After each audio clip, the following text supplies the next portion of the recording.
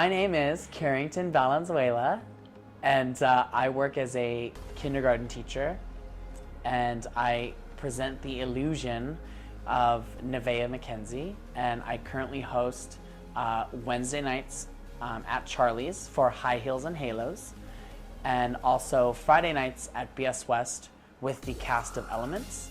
And I am your reigning Miss Gay Phoenix America, and hopefully soon to be Miss Gay Arizona America.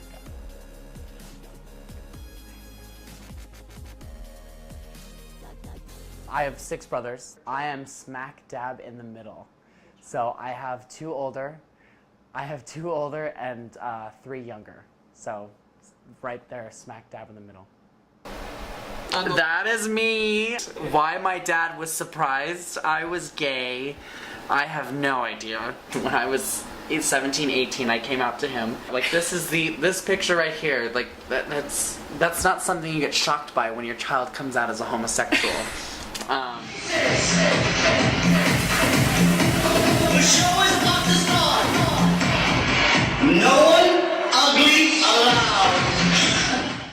My parents divorced when I was very young, and my mother, unfortunately, suffered from, I believe, bipolar disorder. I lost her at 8 years old. I think she definitely suffered some form of it, and unfortunately, she met her demise at a very, very young age. She's with me everywhere I go in every aspect of my life, and without her and without her guidance, I don't think I would be having the lifestyle that I do.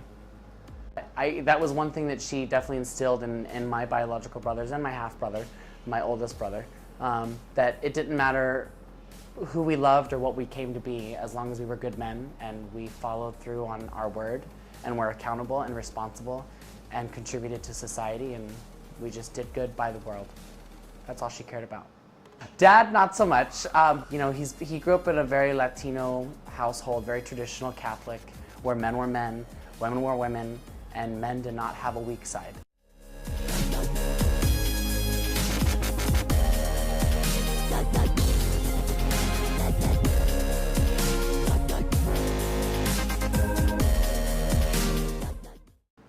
I came out when I was 19, and I moved away. And I had my aunts. They were the ones that told me that I could dance before I could ever walk. They were my mom's best friends. They were my support system, and it was nice. But when you have blood family that doesn't communicate with you and tells you, don't come around, we don't want to see you. If you want to come get your stuff, you have between this time and this time to come and get it. Just doesn't speak to me. I haven't spoken to them since I moved away. That was almost 8-9 years ago. It's hard. It's difficult, and you become angry. You become hurt. You become confused.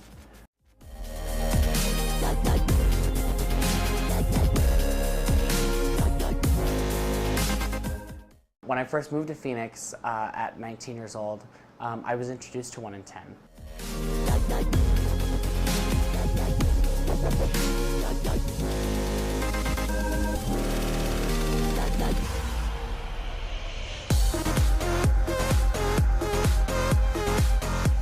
And I definitely owe a huge aspect of my life to them, because without 1 in 10, I think the ability to grow up and find the Carrington that is today, I don't think that would have existed without 1 in 10. So they have a very, very special place in my heart. And so when I won Miss Gay Phoenix America, I decided that with every crown performance that I do, that the tips that I make will be donated to them.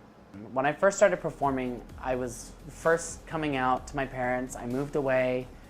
I was very angry, very bitter, and I found drag, and Maya Mackenzie took me under her wing. She's taught me how to do my makeup. She taught me how to perform and how to make sure that your audience is number one.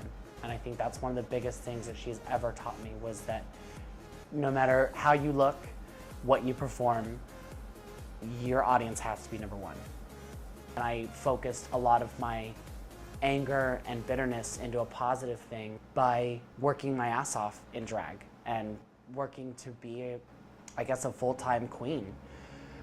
Because it's not easy. It's a lot of work. It took me 5 years to get here. I started when I was first 21, and I'm now going to be 28 in November, and I started in August.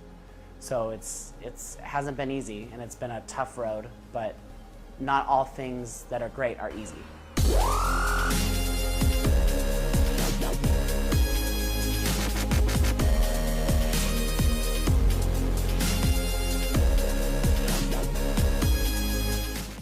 Before I became a teacher, I was a behavioral therapist for children with autism. My little brother, at 18 months, 2 years old, he was diagnosed with autism, and I became fascinated with the disorder and the spectrum of disorders that are autism. She was one of the young children that I worked with as a behavioral therapist. It was so funny, when I first started with her, she was not affectionate towards anybody, towards even members of her own family. And we got that photo, and she wrapped her hand around my neck, just right at that moment before that picture was taken. I love her, and she's grown up to be such a beautiful little girl. I was working with them for a while, and then I just kind of focused it more back to preschool teaching. But I think I've always had that nurturing quality. My mother possessed that as well. She was very nurturing, and I think that was one of the qualities that I most cherish that she gave to me. And it's given me quite a fruitful career. So.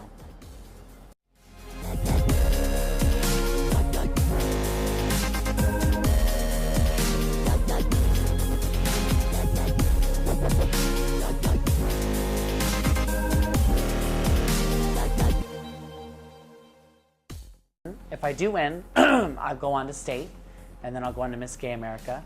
And that's one of my goals, is to be Miss Gay America. I want to win.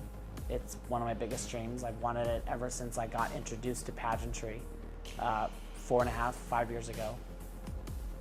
And it's one of those things where, again, I don't feel successful until I've attained that. And even then, even after that's all said and done, there's always going to be something that I want to attain and achieve and be successful at. So, you just never know. Never know.